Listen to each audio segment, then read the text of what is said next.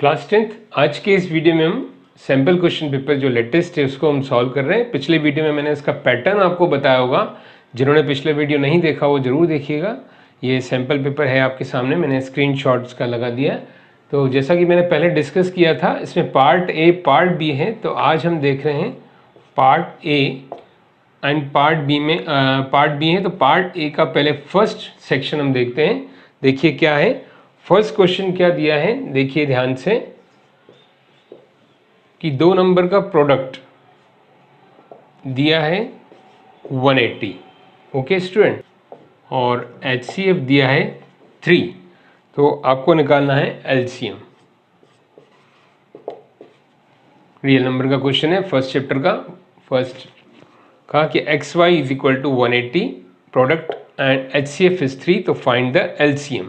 तो स्टूडेंट्स आपको पता है इसका फार्मूला कि product of the number x into y is equal to HCF into LCM। तो प्रोडक्ट ऑफ द नंबर दिया है 180 एंड HCF दिया है 3, तो LCM हम इजीली निकाल सकते हैं। तो LCM इज इक्वल टू क्या हो जाएगा, 180 अपॉन 3 इट इज़ 60। तो LCM हमारा आ गया 60। This is answer. तो स्टूडेंट सेकंड क्वेश्चन की तरफ बढ़ने से पहले चॉइस वाला क्वेश्चन कर लें। चॉइस वाला क्वेश्चन क्या है देखिए, 14587। चूँकि हम प्रैक्टिस कर रहे हैं तो हम सभी क्वेश्चन ये सॉल्व करेंगे। 2 to the power 154। अब ये पूछ रहा है, इसको सॉल्व नहीं करना है। After how many digits, after how many decimal places terminate. Terminate means जो टर्मिनेटिंग है, पहले हम चेक कर सकते हैं यहाँ 2 and 5 हैं। हमने ये थ्योरम पढ़ी है P अपॉन Q। अगर Q में क्या क्या आना चाहिए, 2 and 5। 2 and 5 है डिनोमिनेटर में, P by Q नंबर ये टर्मिनेटिंग होगा। कब होगा, जब Q 2 and 5 हो, तो ये टर्मिनेटिंग है। अब हमने क्या सीखा है कि ये दोनों की पावर सेम होना चाहिए तो इजी होता है। तो दोनों की पावर सेम कैसे आएगी स्टूडेंट, हम इसमें क्या करें, मल्टीप्लाई करें 2 to the power 3 का, ताकि ये भी 2 to the power 4 हो जाए। तो we will write here multiply by 2 to the power 3, multiply by 2 to the power 3 in numerator and denominator, in numerator and denominator. तो क्या हो जाएगा देखते हैं हम, 14587 into 2 to the power 3 numerator में, और नीचे 2 to the power 154 into 2 to the power 3 denominator में। ये हमने मल्टीप्लाई कर दिया। तो स्टूडेंट्स ये हो जाएगा 14587 into 8 upon 2 to the power 3 और 1 मिलके 2 to the power 4 और ये 5 to the power 4। तो ये हो जाएगा 14587 इंटू 8 अपॉन 2 इंटू 5 की पावर 4। 2 इंटू 5 पावर को कॉमन ले लिया तो मतलब 10 to the power 4। तो डिनोमिनेटर में जो आएगा यहाँ पर हमारा क्या आएगा, 10 to the power 4। ऊपर तो वही आएगा जो है, हम मल्टीप्लाई कर सकते हैं इसको 587 इंटू 8 और नीचे 10 to the power 4। अब इसका मतलब क्या होगा, डिनोमिनेटर में 10 to the power 4 है, तो आंसर क्या हो जाएगा हमारा यहाँ, आंसर हो जाएगा आफ्टर 4 डिजिट्स, 4 डिजिट्स के बाद जो भी ऊपर नंबर आएगा 1 2 3 4, तो इसमें 4 के बाद यहाँ डेसिमल लग जाएगा। ओके स्टूडेंट सेकंड क्वेश्चन आप देख सकते हैं स्क्रीनशॉट में, मैंने यहाँ भी लिखा है कि ये जो पॉलिनोमियल दिया है इसमें सम ऑफ द जीरोस दिया हुआ है 3। तो find the value of k। तो सम ऑफ द जीरोस क्या होता है, अल्फा प्लस बीटा। सम मतलब इनके जीरोस हैं अल्फा बीटा, और कोफिशिएंट्स में लिखे तो माइनस बी अपॉन ए। ये किसके लिए है, for A X square plus B X plus C. ये एक पॉलिनोमियल है, तो A B coefficient X square X के और सी कांस्टेंट है, तो अल्फा बीटा इनके जीरोज है। तो सम ऑफ जीरोज का फॉर्मूला माइनस बी अपॉन ए। तो यहाँ हम देखें अल्फा प्लस बीटा जो दिया है sum is equal to 3। Sum alpha beta इनका जीरोज का सम जो दिया है 3, और माइनस बी मीन्स बी क्या है यहाँ पर हमारा, ए 3 है, बी माइनस के सी 6 है। तो माइनस माइनस के। ओके स्टूडेंट, क्योंकि b माइनस में फॉर्मूले के हिसाब से, लेकिन ये माइनस के में, तो 2 माइनस अपॉन ए क्या है यहाँ 3, इसका कोफिशिएंट x स्क्वायर का। ओके स्टूडेंट, तो k हो जाएगा यहाँ पर 9। So this is our answer. Third question, 3x plus Y is equal to 3, 6x plus K Y is equal to 8। Question भी दिया हुआ है स्क्रीनशॉट में कि find the value of a for no solution. तो फॉर नो सॉल्यूशन क्या होता है स्टूडेंट फार्मूला एक जनरल इक्वेशन के लिए, a1 upon a2 b1 upon b2 is not c1 upon c2। Okay, ये एक कंडीशन होती है जो पेयर ऑफ लीनियर इक्वेशन के लिए, a1 अपॉन a2 मतलब a1 a2 b1 b2 c1 c2। तो यहाँ पर फॉर नो सॉल्यूशन हम क्या करेंगे कि a1 अपॉन a2 मीन्स लिखेंगे 3 upon 6 is equal to 1 upon k, क्योंकि इसका कोफिशिएंट 1 है और इसका coefficient k is equal to, standard form में भी लिख सकते हैं और इस तरफ भी लिख सकते हैं क्योंकि दोनों इस तरफ हैं, तो नॉट इक्वल टू 3 अपॉन 8।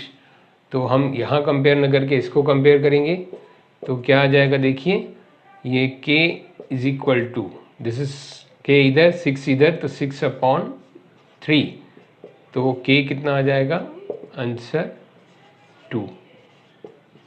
तो इसका आंसर 2, बिल्कुल इजी 1 मार्क क्वेश्चन है, तो आपको बिल्कुल इस पर लोड नहीं लेना है, बिल्कुल इजी रहते हैं ये। क्वेश्चन 4 आप देख सकते हैं, बिल्कुल इजी। 3 चेयर्स एंड 1 टेबल का कॉस्ट 1500 है, 6 चेयर्स एंड 1 टेबल का कॉस्ट 2400 है, तो इनको रिप्रेजेंट करना है। 1 मार्क क्वेश्चन, बिल्कुल इजी क्वेश्चन, क्योंकि पार्ट 1 आप देख रहे हैं, हम सेक्शन ए का पार्ट 1 कर रहे हैं। तो हम क्या लिखेंगे इसमें, लेट ईच चेयर कॉस्ट कितना है x एंड ईच टेबल का कॉस्ट है y। तो फर्स्ट वन क्या हो जाएगा 3x plus Y is equal to 1500 and second में 6x plus Y is equal to 2400। तो स्टूडेंट मैं एक बात बता दूं, यहाँ स्टूडेंट्स काफ़ी टेंस रहते हैं और वो इसको सॉल्व करने लग जाते हैं बिना पढ़े। तो ऊपर आप क्वेश्चन पढ़िए, ओनली रिप्रेजेंट करना है, इसको सॉल्व नहीं करना है। अदरवाइज आप अननेसेसरी पूरा टाइम वेस्ट करेंगे, एक्स वाई की वैल्यू निकालेंगे, आपको मिलना 1 मार्क ही है। आप ऐसा मत सोचिए कि हम निकालेंगे तो ज़्यादा मार्क मिलेंगे। So this is our final answer, आपको इसको सॉल्व नहीं करना है, रिप्रेजेंट करना है, 1 मार्क क्वेश्चन। तो student 5th question very important, ये सीरीज जो दी हुई है क्वेश्चन में दिया, मैंने यहाँ पार्शियल क्वेश्चन लिखा है क्योंकि मैं पूरा क्वेश्चन आप देख सकते हैं कि in this series which term is 0। तो हम कैसे शुरुआत करेंगे, ये एक सीरीज है डिक्रीजिंग ऑर्डर में, तो हम लिखेंगे let a n is equal to 0। अब ए एन मीन्स nवीं टर्म, आगे की जो nवीं टर्म है वो 0 है। अब इसमें डिनोमिनेशंस लिख लें तो क्या क्या है, a हमारा फर्स्ट टर्म है और d कितना है, इट इज़ -3। तो ए एन कितना होता है, a plus n minus 1 into D formula होता है nth टर्म का। अब ए एन को हमने 0 माना है तो यहाँ 0 लिखेंगे। Okay student, first term is 27 plus n minus 1 जो कि हमें निकालना है कौन सी जगह पे है वो नंबर जाके nवीं टर्म, तो d -3। देखिए ध्यान से, बिल्कुल सिंपल, हमने क्या सपोज किया, nthवीं टर्म एन टर्म 0 है तो इसमें a हमने डिनोमिनेशन करके जरूर लिखना है, तो इससे इजी रहता है। तो a plus n minus 1 into d. अब यहाँ इसको इस तरफ लाए तो n माइनस 1 इंटू -3 और ये इस तरफ गया तो -27। तो n minus 1 is equal to, ये नीचे आएगा 27 माइनस अपॉन -3, तो ये कैंसिल हो गया, क्या होगा 9। तो therefore n is equal to 10। तो n is equal to 10 means हमारा आंसर क्या हो गया, 10th टर्म। 10th टर्म जो होगी वो 0 होगी। देखिए चॉइस वाले क्वेश्चन में ऑलरेडी डिनोमिनेशंस दी रखी है, d -4 n इतना, n इतना, n इतना दिया हुआ है, n इतना है। अब निकालना क्या है, फर्स्ट टर्म। तो फर्स्ट टर्म के लिए फिर से हम ये यूज़ करें, a n is equal to होता है a plus n minus 1 into d. अब a n दिया हुआ है क्वेश्चन में 4 और a हमको निकालना है, फाइंड आउट करना है। n की वैल्यू 7 -1 और d की वैल्यू -4। ओके स्टूडेंट, तो देखिए यहाँ पर हम क्या करेंगे, 4 = a प्लस इसको मल्टीप्लाई करें तो -28, 4 7 जा -28, 4 1 जा 4, माइनस माइनस प्लस। सो ये हो जाएगा, इसको माइनस करेंगे a -24, तो इसको इस तरफ लाएंगे तो a = 24 + 4, तो ये आ गया हमारा 28। तो a आ गया 28, यानी कि आंसर हमारा इसका हो गया 28, फर्स्ट टर्म = 28। तो 6 क्वेश्चन स्टूडेंट देखिए, for what value of k, जो क्वेश्चन जैसा कि दिया हुआ है, हैज़ इक्वल रूट्स। तो फॉर, हम एक जनरल फॉर्म को देखें पहले, for ax² + bx + c = 0 equal roots की कंडीशन क्या है, डिस्क्रिमिनेंट = 0। जो d रहता है वो 0 रहता है। d मीन्स क्या हुआ, b² - 4ac = 0, b² - 4ac। तो अब यहाँ कंपेयर करें तो हमारा कॉफिशिएंट ये a है, ये b है और ये कांस्टेंट c है। तो b हमारा क्या है यहाँ पर 6k, x को छोड़कर पूरा कॉफिशिएंट है b, तो b² - 4ac, a क्या है हमारा 9 यहाँ पर, और c क्या है 4 = 0। देखिए ध्यान से स्टूडेंट, जो जनरल फॉर्म ऑफ इक्वेशन के लिए, क्वाड्रेटिक इक्वेशन के a² bx + c के लिए d = 0, डिस्क्रिमिनेंट d क्या होता है, b² - 4ac। तो b हमारा ये है 6k, a ये है और 4 ये कॉफिशिएंट्स है। अब इसको हम सॉल्व करेंगे तो देखें क्या आता है, 36k² - 4 9 जा दिस 36 × 4, दिस इज 144 = 0। तो 36k² = 144। ओके स्टूडेंट्स, को इस तरफ ले गए हम, तो k² = 144/36। ध्यान से देखिए स्टूडेंट, बिल्कुल सिंपल। देन इसको हम सॉल्व करेंगे तो 9 से करें, दिस इज कमिंग 4, डायरेक्ट करें इसको 4 से इंटू 4 6 जा, तो दिस इज कमिंग 4 जहाँ 4 आ रहा है, तो k² is coming 4। Okay, k² यहाँ पर 4 आ रहा है, तो k क्या हो जाएगा यहाँ, इसको ओपन करें तो +-2, तो हमारा आंसर क्या हो जाएगा +-2, because k² = 4, so k = +-2। 7th question देखिए स्टूडेंट, कितना इजी क्वेश्चन है, 1 मार्क में। ये आपके लिए कितना लिबरल हो गई ये पॉलिसी, आप समझ सकते हैं, आपको घबराने की जरूरत नहीं। 1 मार्क क्वेश्चन बिल्कुल ही सिंपल है ये। इसको आप फैक्टराइजेशन कर सकते हैं, अब 9th में सीख चुके हैं इसको। 7x को स्प्लिट करेंगे तो क्या होगा, 2x + 5x + 10 = 0। स्प्लिट किया दो ऐसे नंबर जिनका मल्टीप्लिकेशन 10 हो और एडिशन 7 हो। अब यहाँ पर हम कॉमन लें तो क्या आएगा, x + 2 इसमें, और यहाँ कॉमन लें तो क्या आएगा 5, तो अंदर भी आएगा या x + 2 = 0। तो ये हो जाएगा x + 5 × x + 2 = 0। x + 2 कॉमन, तो x + 5, तो हमारे रूट्स क्या आ गए, एक बार आएगा x = -5 और एक बार आएगा x = -2। तो हमारे जो रूट्स हो गए इस इक्वेशन के क्या हैं, -2 and -5। This is our answer. तो क्लास 10 7th का चॉइस वाला क्वेश्चन देखिए, 30ax² - 6x + 1 = 0, a की वैल्यू निकालना है फॉर नो रियल रूट्स। तो क्वेश्चन में आप देख सकते हैं यहाँ पर, तो for no real roots d क्या होना चाहिए, <0। मीन्स क्या हुआ, b² - 4ac <0। b² - 4ac की वैल्यू <0 होना चाहिए।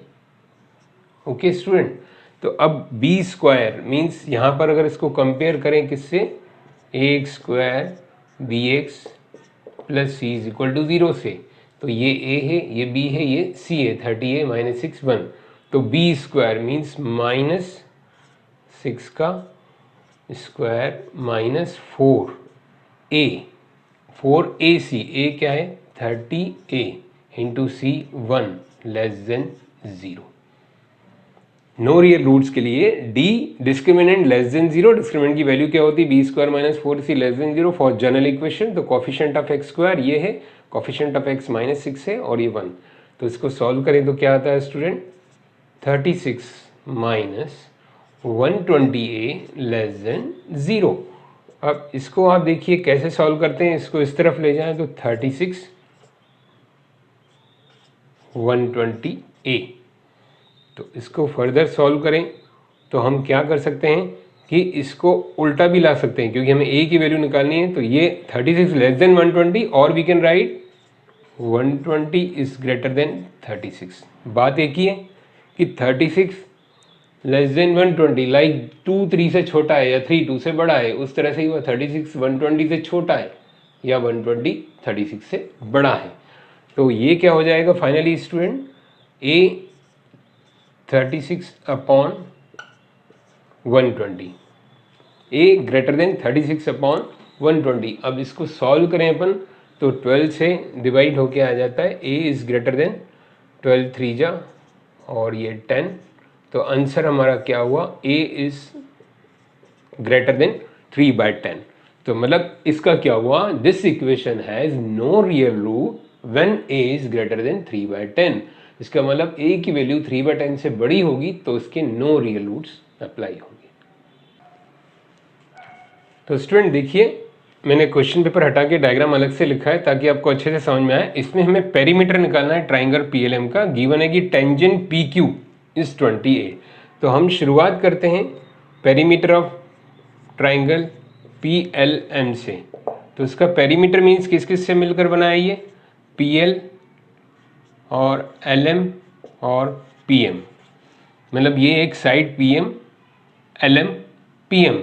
अब इसको और फर्दर स्प्लिट करें तो पीएल प्लस एलएम को मैं स्प्लिट करूं तो किससे बना है, एलएन एन एनएम, तो एलएन प्लस एनएम और ये एज इट इज। देखिए मैंने क्या किया, ओनली एलएम को स्प्लिट किया है।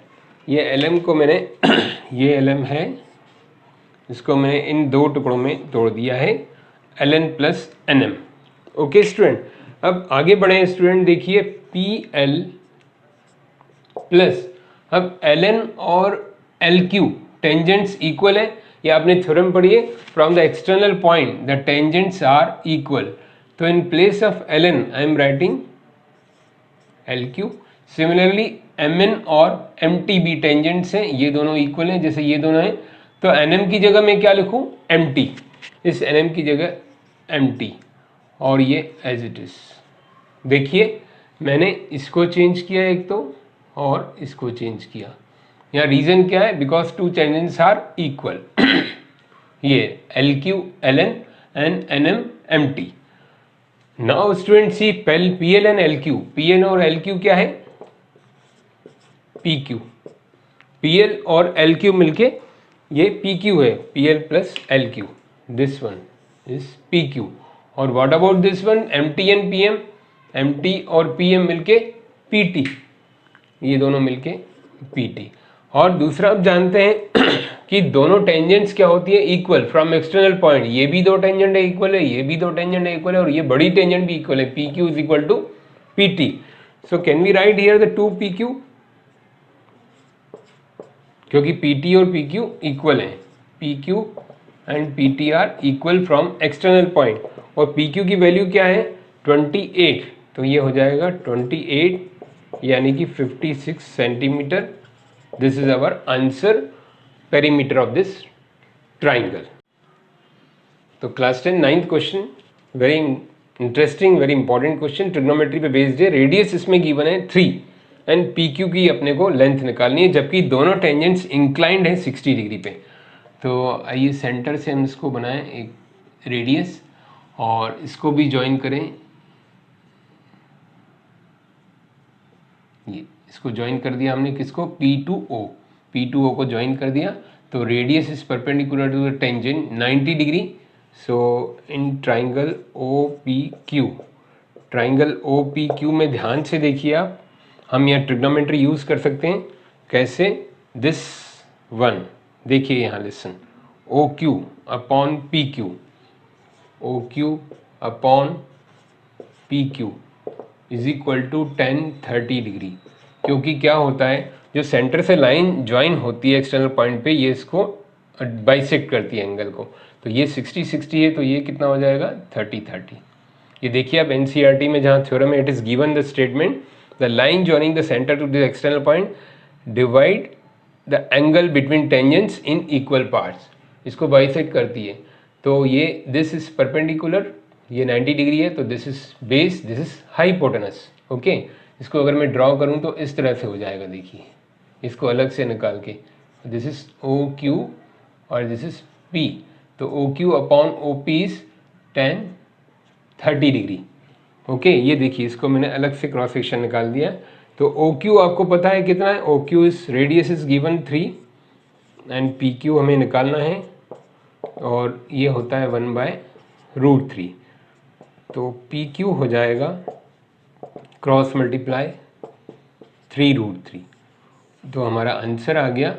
तो PQ टेंजेंट की लेंथ है 3√3 centimetre, this is our answer. Okay student, so PQ जो आ गया हमारा, दिस इज 3√3 सेंटीमीटर। तो स्टूडेंट 9th का चॉइस वाला क्वेश्चन देखिए, OPQ is isosceles triangle, find the value of Q। It is very easy, radius again perpendicular to the tangent, तो ये हो जाएगा हमारा 90 डिग्री, तो angle P is equal to 90 degree. और ये आइसोसेलेस ट्राइंगल है, तो दोनों साइड्स इक्वल, तो इनको हम x समझ लें, दोनों एंगल्स भी इक्वल, तो we can write angle x plus angle x, angle P is equal to 180, so 2x plus 90 is equal to 180, so 2x is equal to 90, so x is 45, so x is equal to 45। बिल्कुल सिंपल, x हमने क्यों माना student, क्योंकि isosceles triangle है, दोनों angles equal है, so this is 45, so we can say the value of angle Q is equal to 45 degree, this is our answer. In short आप ओरली भी निकाल सकते हैं, बट आपको 1 मार्क के हिसाब से कुछ स्टेटमेंट लिखना पड़ेगा। Okay, it is not MCQ, 1 mark question descriptive है, तो आपको लिखना पड़ेगा this is a triangle, angle sum property से 180, सो दिस इज 45 डिग्री। तो स्टूडेंट क्वेश्चन नंबर 10 बहुत ईजी है आपके लिए, ABC ट्राइंगल है, D is parallel to BC given है, क्वेश्चन में आप देख सकते हैं। तो ये BPT हम क्या करेंगे यहाँ, by BPT this is AD upon DB is equal to AE upon CE, okay, using the BPT because these lines are parallel।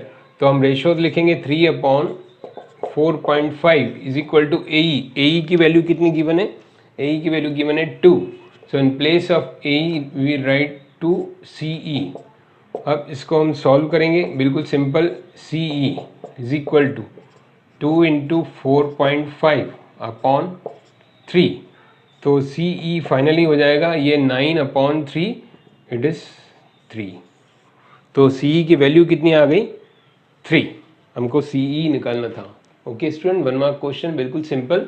11th question आप डायग्राम में देख सकते हैं, बिल्कुल सिंपल है, ये आपको कंस्ट्रक्शन का जो तरीका बताते हैं लाइन सेगमेंट को डिवाइड करने का, वही है। NCERT में 2 तरीके दिए हुए हैं लाइन सेगमेंट के, तो ये दूसरा तरीका है। इसमें देख सकते हैं अपर पार्ट में, जो ऊपर के पार्ट में यहाँ 5 पार्ट्स में डिवाइड कर रहा है, नीचे में 8 पार्ट डिवाइड कर रहा है, मतलब ये जो लाइन है इस तरफ शो कर रही है अलग पार्ट्स, इस तरफ अलग पार्ट्स, तो यहाँ जो शो कर रही है, तो दिस इज 8:5, 8 पार्ट्स हैं और 5 पार्ट, तो इसके आंसर क्या हो जाएगा 8:5। तो आप इसको सिंपली आंसर लिख सकते हैं, since it's dividing in 8 parts here and 5 parts here, so the answer is 8:5। Student 12 question देखिए, आप देख सकते हैं क्वेश्चन पेपर में मैंने यहाँ भी लिखा है sin A plus cos B is equal to 1 and A is equal to 30 degree. A की वैल्यू 30 डिग्री है, find the value of B। तो यहाँ हम रखें बिल्कुल simple, sin 30 plus cos B is equal to 1। Sine 30 की value कितनी होती है 1/2, तो cos B is equal to 1। अब यहाँ इसको ले जाएं तो क्या होगा, cos B is equal to 1 minus 1/2, तो cos B is equal to 1/2। देखिए a 30 है तो साइन 30 की वैल्यू 1/2 होती है, इसको यहाँ लगे सब्ट्रैक्ट कर लिया तो कॉस b इज 1/2 आया। अब 1/2 किसके लिए आता है, b की वैल्यू जब क्या हो 60 डिग्री, कॉस 60 डिग्री, कॉस 60 होता है 1/2, तो उल्टा पूछा है cos b is 1/2 ratio, so the angle b is 60 degree, so our answer for this is 60 degree. Okay student, question 13 trigonometry का फिर से क्वेश्चन, इसमें आपको x प्लस वाई निकालना है। गिवन क्या है क्वेश्चन में, देखिए two x is 2 sin square theta, y equal to 2 cos square theta plus 1। तो x प्लस वाई बिल्कुल सिंपल, x प्लस वाई क्या होगा देखते हैं, x plus Y is equal to, x की वैल्यू रखी हमने 2 sin स्क्वायर थीटा और y की वैल्यू रखी 2 cos स्क्वायर थीटा प्लस 1। देखिए पहले x की value as it is, y की वैल्यू एज इट इज, अब इसमें कॉमन क्या लें हम 2, तो अंदर आएगा यहाँ sine square theta plus cos square theta plus 1। 2 sine square theta cos square theta की वैल्यू क्या होती है 1, trigonometric identities plus 1। Okay, sine square cos square identities आपको अच्छे से याद करनी है 1, और दिस इज 1, तो 2 into 1 plus 1 3, so answer is 3। Student 14 question, इसमें मैं लेंथ ऑफ आर्क निकालनी है। तो लेंथ ऑफ आर्क का फार्मूला क्या होता है 2 पाई r थीटा अपॉन 360। ये सेंटर है हमारा और ये पी क्यू आर्क है, तो ये जो रीजन होता है ये सेक्टर कहलाता है, और ये सरकमफ्रेंस का पार्ट है, एरिया का पार्ट सेक्टर कहलाता है और सरकमफ्रेंस का पार्ट आर्क। तो यहाँ पर हमारा पी क्यू है आर्क, तो 2 पाई आर, डायमीटर इसका दिया है क्वेश्चन में 42, तो रेडियस हो जाएगा 21, और एंगल दिया है 60, तो this is 360। Okay, in the question diameter is given 42 centimetre, तो रेडियस हो गया हमारा 21 जो कि हमने यहाँ लिया है। ओके स्टूडेंट, तो पी क्यू आर्क जो आ जाएगा ये इसको हम कैंसिल करें, दिस इज 6, ओके, और ये कैंसिल होगा 2 3 जा, तो ये लास्ट आ जाएगा दिस इज 2 पाई 21 अपॉन 6, और इसको भी कैंसिल करें 2 3 जा, तो 7 पाई। पाई को हमें हमेशा लास्ट में कन्वर्ट करना चाहिए। ओके स्टूडेंट, तो ये कन्वीनियंट रहता है 7 22/7, तो आंसर इज 22 सेंटीमीटर। तो दिस इज आवर आंसर।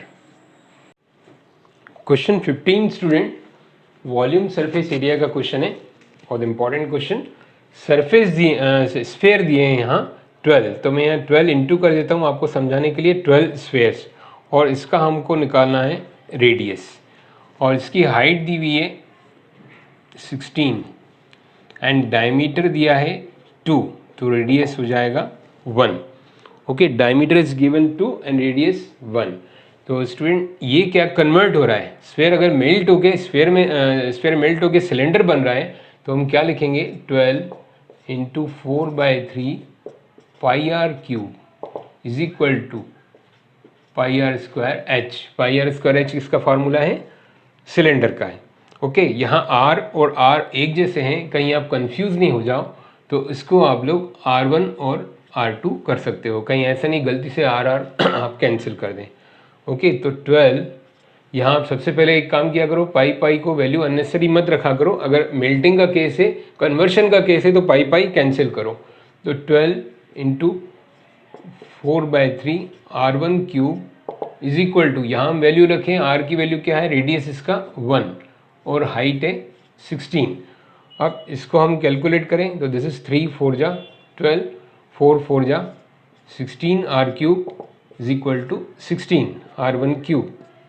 तो R1 cube is equal to 16 divided by 16 1, so therefore R1 is equal to 1, sorry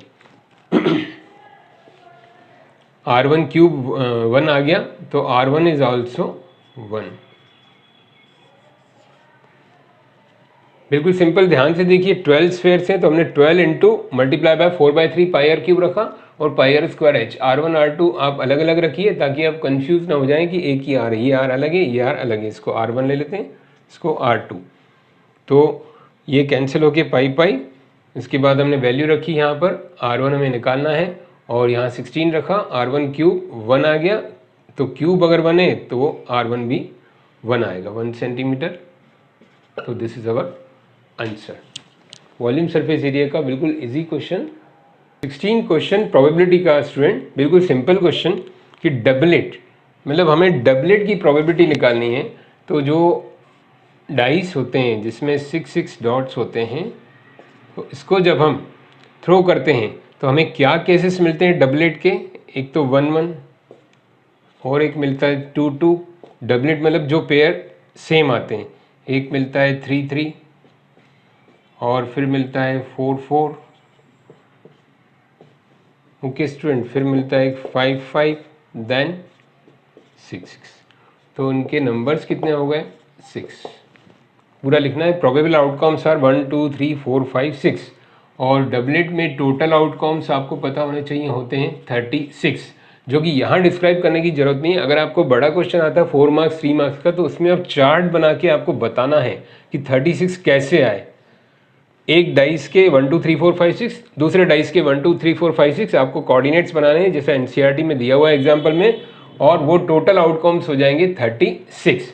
तो therefore probability of our event जो हमें निकालना है वो कितना आएगा? प्रोबेबल आउटकम 6 और टोटल आउटकम 36। तो आंसर आ गया 1/6।